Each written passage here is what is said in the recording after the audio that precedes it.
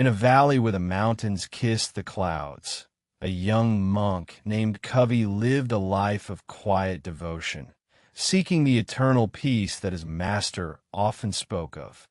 While traveling through the village for his daily alms, Kavi's gaze fell upon a woman whose laughter echoed like silver bells, stirring a feeling in his heart he had never known before. That night, the silence of the monastery felt heavy, as the image of the woman began to burn in his mind like a flame that refused to be extinguished. The sacred chants that once brought him comfort now sounded like distant echoes, as his heart pulled him away from the altar and toward the memory of the village.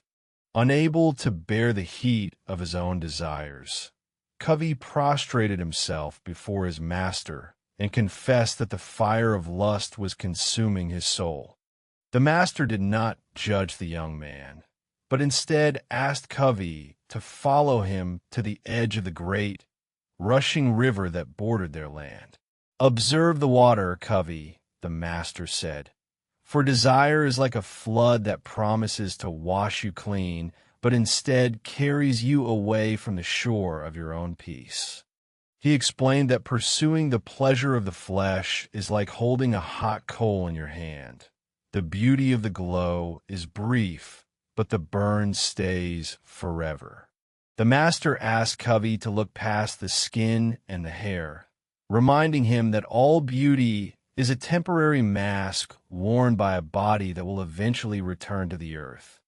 Every seed of lust we water grows into a vine that wraps around our hearts, making us prisoners to a hunger that can never truly be satisfied. The master taught him that the senses are like 5 gates, and if a man does not guard them, thieves will enter and steal his inner peace. To tame the mind, Kavi began to discipline the body, learning that hunger for food and hunger for touch are brothers that can be mastered with patience. There were moments when the memories returned with the force of a storm, shaking Kavi to his very core and making him want to run back to the life he knew. Whenever Kavi faltered, the master was there, not to scold him, but to remind him that the path to the sun is always through the darkest part of the forest. He began to see that his body was merely a vessel, a temporary home for a consciousness that was much larger than any physical craving. "Lust is like drinking salt water," the master whispered. "The more you drink to quench your thirst, the more parched your throat becomes. Just as the lotus grows in mud, but is not stained by it." The master explained that a man can live in a world of beauty without being owned by it. With a deep breath, Kavi began the hard work of releasing the images he had held onto, letting them float away like autumn leaves on a stream.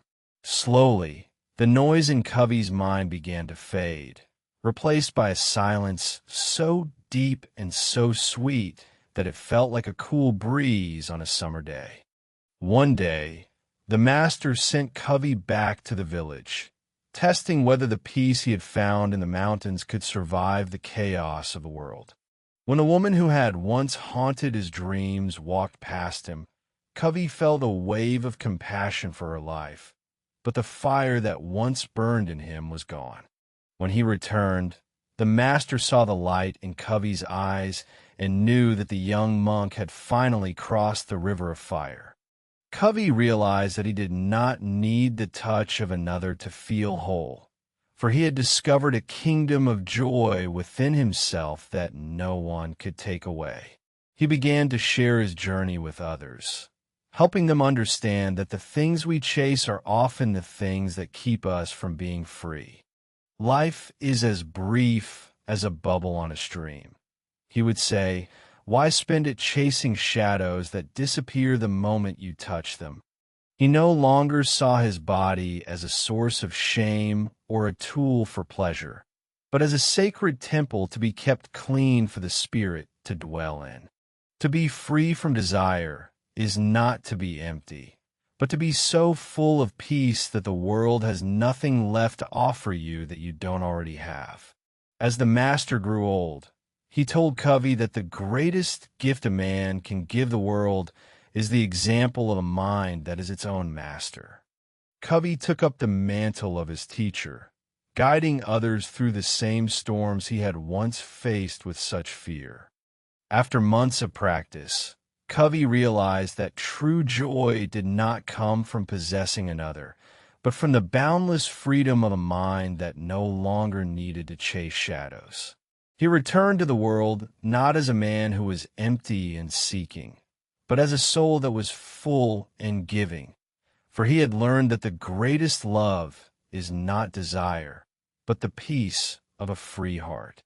If this story touched your heart, subscribe to join our journey of wisdom and share this lesson with someone who is seeking their own inner peace today.